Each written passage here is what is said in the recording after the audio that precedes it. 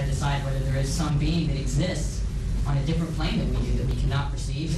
I mean, that just seems like an easy way to describe why it happened. Well, I think we have enough examples of things that cannot be observed with the human body, but can be observed with instruments, radio waves as an example. That illustrates there are things that cannot be observed with our five senses. We have five senses. They are very limited.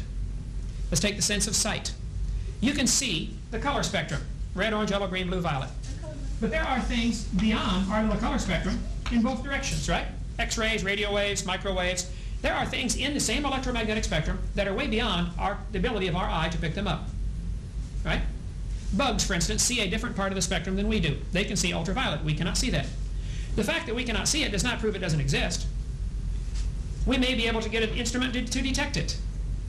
But that the difference being that we don't say that they're just, say, fictional D waves. We just say, okay, these exist. We can't see it. We can't prove it's there, but they exist. I mean, that's like saying God exists, but you can't tell. There's no physical way to detect it at all. Yeah, I see what you're saying.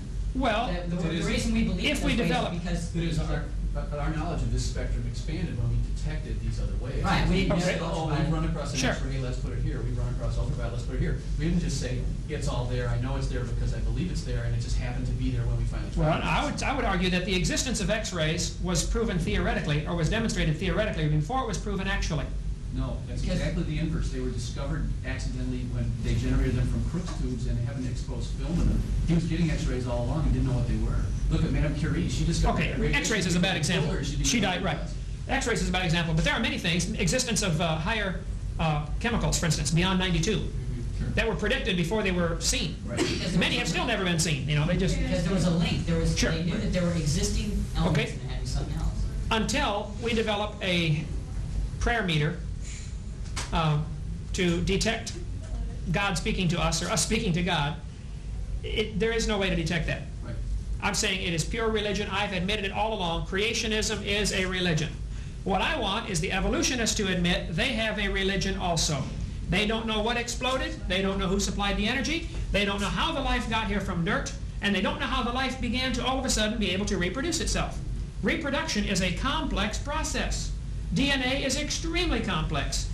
And if you're welcome to think that it happened by chance, but I'm saying we haven't observed it. Nobody's been able to duplicate it in the laboratory. Making an amino acid is not making life.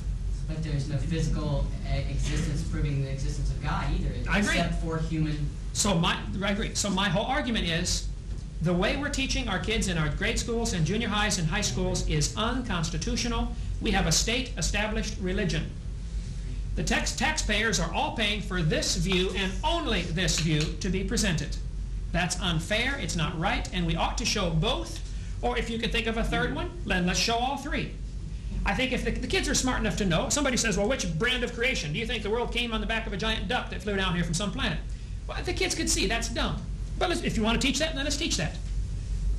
If there's 30 different varieties of creation accounts, well, then teach all 30. Why have we only included this one? The textbooks will say, second grade books. I got one, it's packed away, but I got second grade book. Boys and girls, dinosaurs roamed the earth 70 million years ago. It'll say that like it's a fact in the second grade books. Okay? What about the second grade books? You're right. It should say scientists believe that. Yeah, It should say one theory is that dinosaurs roamed the earth millions of years ago. Another theory, which more than half of the U.S. population believes, more than half of the people believe, that dinosaurs did not roam the earth millions of years ago. That they've always been with man, and there may be a few still around. But the population is, I mean, that doesn't make it so. Believing does not make it so. I agree for evolution also. That's right.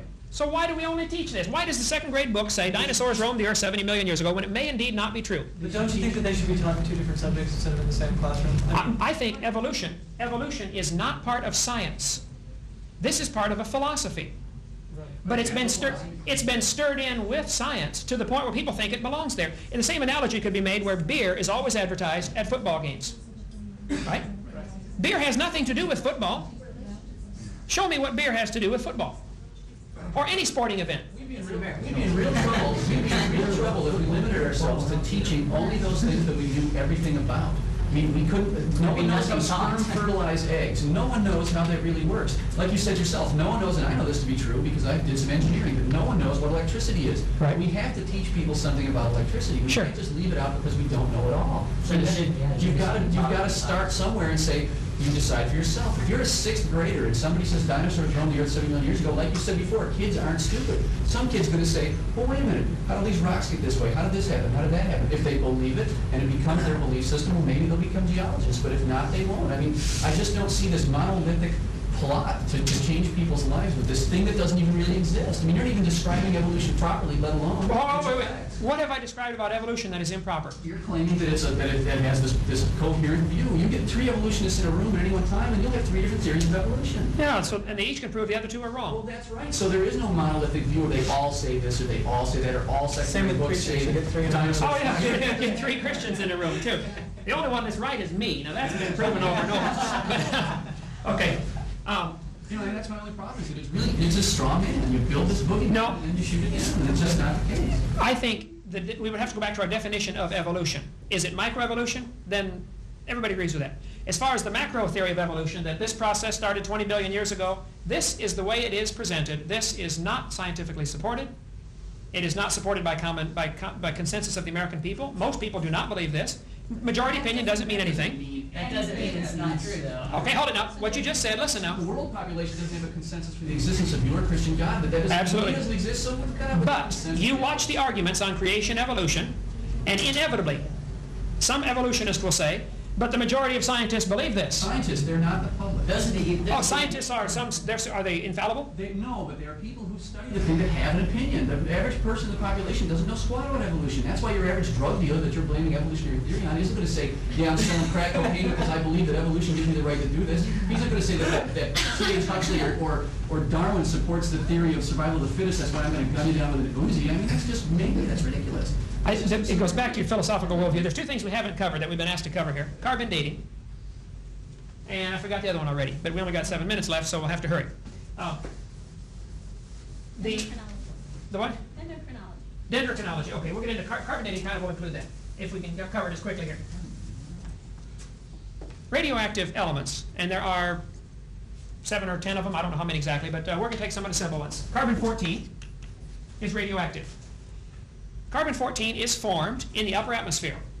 The Earth has a layer of air around it, approximately 200 miles thick. It floats around all the time, it varies, but about 200 miles thick. Skip the details, we're going to call it 200 miles. When sunlight or starlight or radiation strikes the atmosphere, it adds excess energy to some of the molecules. Nitrogen can take on extra particles and become carbon-14. Carbon-14 then is radioactive. It's very unstable. You can walk past it with a Geiger counter and you hear click, click, click, click, click as particles fly off. It is falling apart. It falls apart. They watched it for 3 days in the laboratory and decided that it falls apart. About half of it will fall apart. The half-life is about 5,730 years, which I have on my chart. Half-life of C14 is about 5,730 years. That is based on a 3 or 4 day extrapolation, which I'm not going to argue with that. That's probably correct. But you'll find people that say it's 6,000, some say it's 5,690, you know, it floats around, but approximately 6,000 years for the half-life of carbon. Then, that carbon-14 that is produced in the atmosphere gets mixed in with the other gases, and it ends up hooking up to oxygen, becoming CO2, carbon dioxide. Well, plants breathe carbon dioxide, and they make it part of their tissue. And then an animal eats the plants. All the while, this carbon is falling apart. It's radioactive. Now, carbon-14 is very rare. There is only